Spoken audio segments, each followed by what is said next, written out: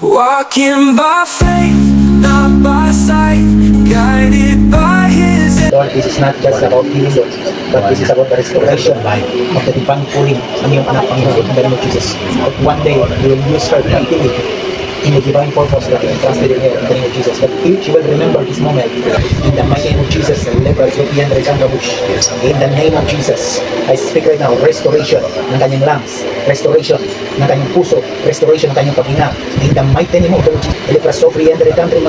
In the name of Jesus, I release you now. In Jesus' mighty name. Thank you, Lord.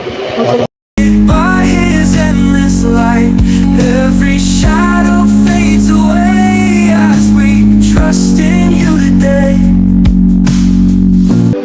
I sing praises to Your name, oh Lord, praises to Your name, oh Lord, for Your name is great and greatly to be praised. Walking by faith, not by sight, guided by His endless If you're getting familiar with your prayer na parang walang nangyayari, ay hindi ko nagpapanalangin. Totoo hindi, siya nakakaranas niyan. So, huwag natin baliwalain. The realm of the Spirit, maraming mga bagay na hindi natin maunawaan. Number one, alam natin ang panalangin, ibig sabihin connection natin yan. No other way na makakakonect tayo in God without the prayer. The pattern of prayer. soul.